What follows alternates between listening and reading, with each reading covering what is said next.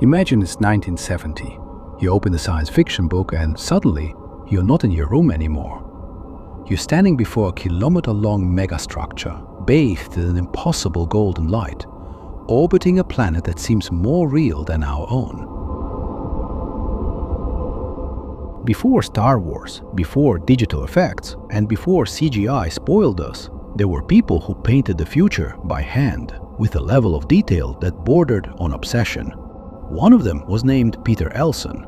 But how is it possible that an artist like him, whose influence is palpable in many modern works, is today almost overlooked when talking about the great illustrators of that golden age, the 70s and 80s of the last century?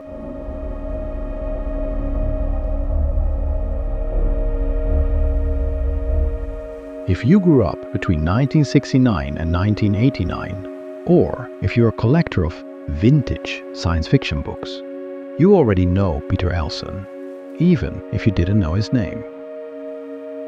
He didn't just make covers, he built worlds. In this video, we're going to break down the life of a genius who left us too soon. We'll analyze his unique airbrush technique, his massive influence on the aesthetic of modern video games, and why his style remains a benchmark for conceptual artists today. Born in 1947 in England, Elson grew up in an era when the space race was at its peak. While other kids watched television, Peter watched the skies. From a very young age, he showed unusual technical skill. One of his favorite subjects to draw was airplanes. He did it constantly. But he didn't limit himself to drawing aircraft. He understood perspective and scale. Since he was able to read, he became a fan of the comic magazine Eagle. That magazine deeply stimulated his imagination, and he often copied the images of planets and spaceships that were common in that publication. He entered the Ealing College of Art in London, first studying fashion design for a year, before switching to graphics. He stood out for his ideas and versatility. He could draw anything and make it work. After leaving college, Peter moved to Colchester. In 1977, he entered and won a science fiction art competition. This gave him enough publicity for the commissions to start flowing in. The secret of his early success lies in the fact that Elson didn't paint impossible fantasies. He painted ships that seemed to have an industrial purpose. It seemed like a natural yet fascinating evolution of 20th century machinery. If there is a turning point in his career, it is his collaboration on Stuart Cowley's books. These fictional encyclopedias of spaceships became the Bible of a generation. The Terran Trade Authority is a famous series of illustrated science fiction books from the late 70s and early 80s. Presented as official manuals, these books describe a detailed future history of human expansion into the galaxy, standing out for their detailed illustrations of spaceships and cosmic battles.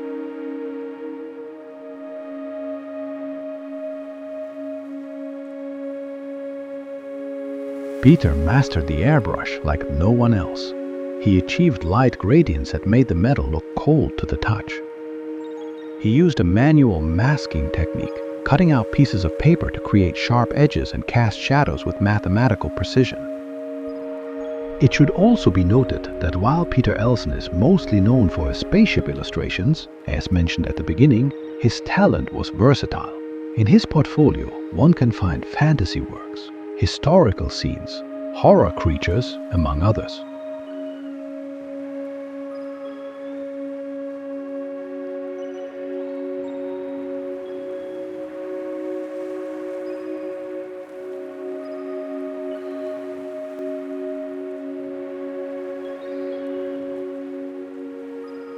Let's talk about Elson's impact beyond his works. If you have played Homeworld, the legendary space strategy game, you have played inside a Peter Elson painting. The developers at Relic Entertainment have admitted that their aesthetic was based directly on him. That idea of spaceships painted with civil aviation or heavy machinery colors, rather than the more sober colors and designs that dominated the beginning of the space age, was his great gift to the genre.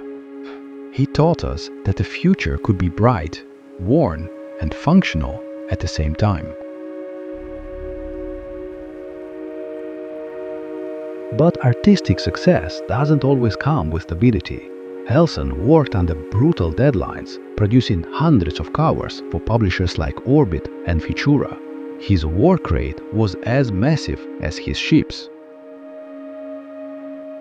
Tragically, in 1998, while working on the mural in Skegness, Peter Elson suffered a heart attack and passed away at the age of 45. He was at the hotel bar with other colleagues who gathered there after finishing the workday on the mural. For years, his work remained scattered across paperback book covers in second-hand shops. But in the last decade, the internet has done justice. Art forums, Instagram groups, and collectors have rescued his work, digitizing it so that new generations of illustrators can see where that style, which permeates many science fiction films, series, video games, and comics, really comes from.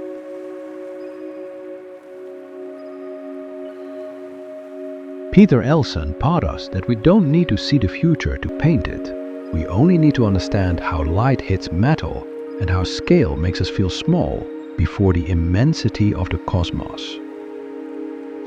He didn't just draw machines, he drew the human ambition to go beyond the stars.